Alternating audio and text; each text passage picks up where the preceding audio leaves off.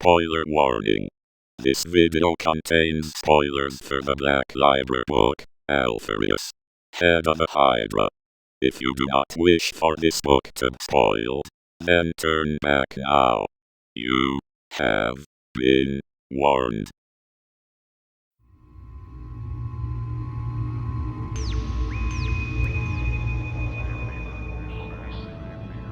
Long had it been said that Horus was the first Primarch to be reunited with the Emperor. However, this is irrefutably incorrect. Alpharius was the first Primarch to be found, and on the Emperor's very doorstep at that. One of the first things that he ever saw when he came out of his pod was the Emperor himself crashing down in a golden light. He'd found one of his lost Primarchs on Terra of all places, and interestingly enough, Alpharius was found before Terra had even been conquered in the Wars of Unity, and even before the massacre of the Thunder Warriors at Mount Ararat, or for that matter, he was found even before the first Legionis Astartes was even created.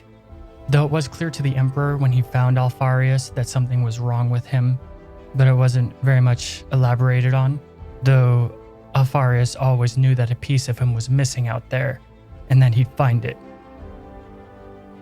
Malcador took on the role of raising the Primarch and did so in secret, teaching him of his purpose and duty and to remain hidden from all.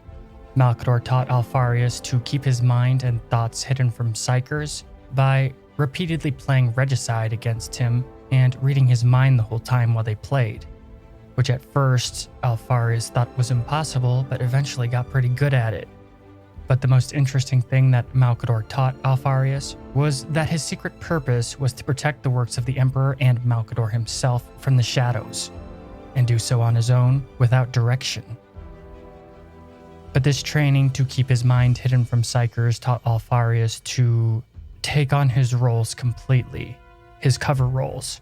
So whenever he was pretending to be someone else and deep undercover, he would not only exude that person exteriorly, but also inwardly, to the point that he would take on his roles completely and no one, not even psychers, could ever tell the difference. This includes his inner monologues and everything, even referring to himself as those people or that person or whatever. Moreover, when he reached adulthood, Alpharius was the one who inspired the blood games among the Adeptus Custodes. He was caught by Constantine Valador after infiltrating the Imperial Palace and putting himself in a position to, quote-unquote, assassinate the Emperor, and indeed would have succeeded, to which Constantine and Alpharius had a duel momentarily before Malcador showed up, since, he was unaware of Alpharius' existence. He thought that he was legit trying to kill the Emperor. In the end, though, he'd inspired significant improvement in the security of the Imperial Palace. And another person was revealed to the epiphany that they actually had one of the Primarchs in their possession. Alpharius was even present at the reunification of almost all of his brothers with the Emperor, and actually helped assist in finding them through his intelligence networks. He was sometimes even disguised as an Astartes from the Primarch themselves and walking among other legions. The majority of the Primarchs were discovered as early as they were in the Great Crusade, specifically because of Alpharius. The Primarch had even been fighting with his legionnaires since the beginning, since their inception.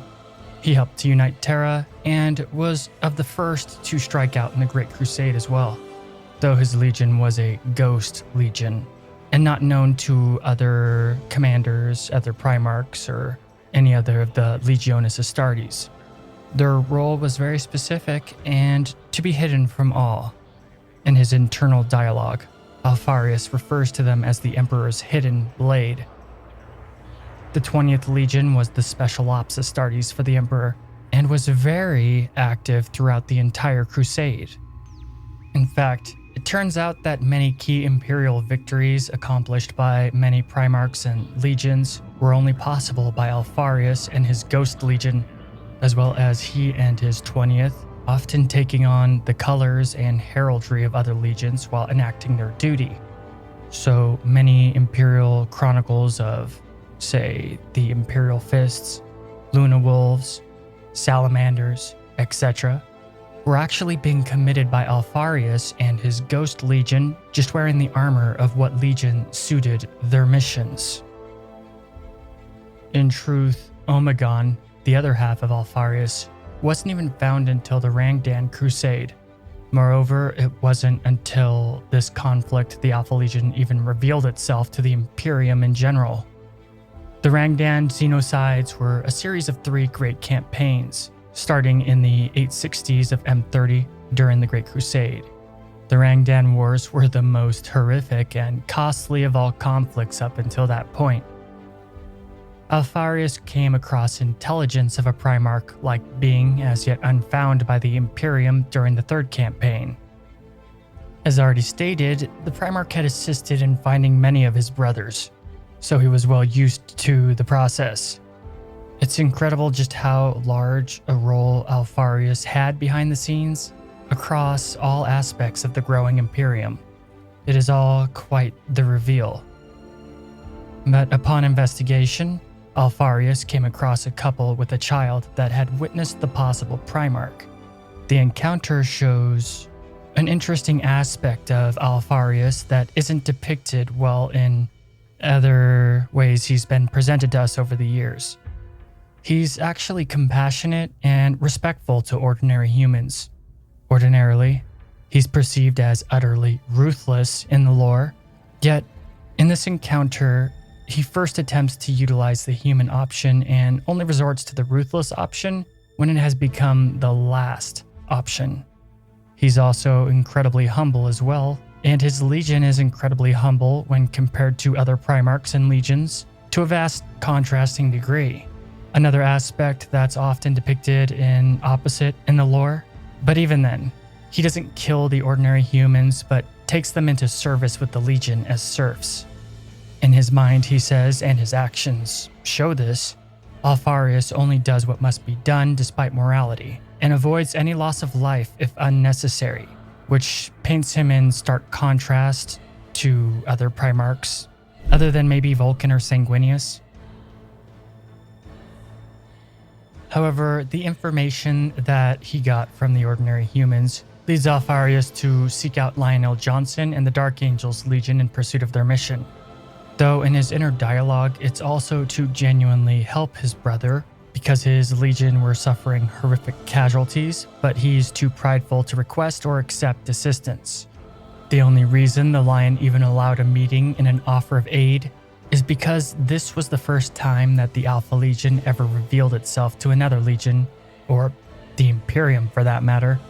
It was the very first time that Alpharius and the Alpha Legion wore their own colors and banners openly. And it's the first moment in the official records that the Legion actually joins the Great Crusade, despite them being active since the Unification Wars on Terra. However, Alpharius did not reveal himself as the Primarch, but just went disguised as an ordinary Alpha Legionnaire. And considering how unscrupulous the Lion is, this is actually quite an accomplishment because the Lion didn't suspect him at all. Someone who normally can smell deceit or betrayal or anything weird going on that's not surface level apparent quite easily. The Lion is well known for doing this. Well, unless your name is Perturabo. But instead, he just took it all as a sign of honor that this new 20th Legion came to him in search of glory because of his reputation and renown. He saw it as like a pretty big compliment. And so the Lion accepted the assistance of the new Legion and being their commander and whatnot, and gave them their orders in conducting the war under Dark Angel command. Alpharius told the Lion his actual name, but like I said, never admitted to being the Primarch. When the Lion comments that the 20th Legion has not yet been reunited with their Primarch, Alpharius says that this is true. And indeed, it is true, because as the Primarch says in his inner dialogue during the encounter, the 20th had never been reunited with their Primarch because they'd had their Primarch since their very inception, and the only Legion to be so. So in a way, Alpharius was telling the Lion the truth. And since he was technically telling the truth, the Lion didn't suspect anything despite his incredibly OP and scrupulous nature. Alpharius and his warriors battled the Nurgle-tainted Xenos called the Sloth in the Warzone, but eventually he did find the Primarch-like being that he was told about, though he alone survived the mission. And it did turn out to be his other half. It was Omegon, complete with scaled armor and Hydra-themed attire with an ancient mighty power spear. Alpharius greeted him as brother and took off his helm, the two being a mirror of one another, and they had an immediate fraternal connection. Omegon said that he'd grown up on a dead world within the ruins of a fallen advanced civilization. The first humans he came across were pirates, and he had to kill them to escape the planet. Omegon claimed not to know the name of the planet, but he'd been making his way to the Imperium from rumors he'd heard and just recently made it to the Warzone. After explaining his own history and the Imperium's, Alpharius tells him the Alpha Legion is his as well and to join him in the crusade. Omegon is curious about the Emperor and wonders if he knows about him, to which Alpharius says he may or he may not, and there are many secrets that only the Emperor knows. But after being illuminated about just what he and the other Primarchs are, Omegon offers an interesting theory, that they were indeed one being before being lost in the warp and vanishing from the Emperor's gene lab. Somehow, this incident split them in two. They were two halves of one soul, originally one, but through warp trickery, they'd been separated. This is interesting because even after joining Alpharius and the Great Crusade, the two don't reveal Omegon to the Emperor or Malcador, or even the rest of the Alpha Legion other than a select few for that matter. Only a handful ever knew that there were two Primarchs of the Alpha Legion. Another interesting theory that I'm pondering is that things are not what they appear concerning the two during the Horus Heresy. The inner dialogue of Alpharius shows he's incredibly loyal to the Emperor and extremely fond and respectful of Malcador. It is Omegon that's more disconnected and apathetic to the Master of Mankind and the Imperium as a whole, especially since he spent most of his life separate from the Imperium. And the way Alpharius can block his thoughts from psychers being taught it by Malcador, and how he entirely takes on whatever role he's using as a cover persona. I think that many times we see Alpharius in the Horus Heresy, it's actually Omegon. And many times that we are witnessing Omegon being portrayed, it's actually Alpharius. This makes sense considering how in truth, Alpharius steps into the background and lets Omegon kind of be the face of the Legion. It's even Omegon who introduces himself to Horus in a staged way, with a manufactured background, making him the last Primarch to be found in official records. They didn't have a legendary background origin on the planet that they'd fallen to like the rest of the Primarchs, and so made one up, and created all the situations to manufacture one for the rest of the Imperium, despite Alpharius being around from the very beginning. And it was pretty much Omegon who brought in the whole Hydra-themed stuff. So what do you think? After the true origin of Alpharius being revealed, and how the two Primarchs of the Alpha Legion act in this reveal, their motives, inner dialogue of Alpharius, his character, and altogether being able to see behind the curtain concerning him, I personally think that Omegon was the one that was killed by Rogel Dorn just before the Siege of Terra, and not Alpharius. In fact, I believe Alpharius has been loyal the whole time, and is still around and still committed to his purpose all the way up to the current timeline, being the Emperor's hidden blade. And after what I've seen about Alpharius and how he thinks and how he acts, there's no way in hell he'd ever believe what some random Xenos cabal people would ever say, considering the destruction of mankind and chaos and blah blah blah. There's no way he'd ever believe any of that, and instead saw just another cover, another role for him to play in pursuing his purpose.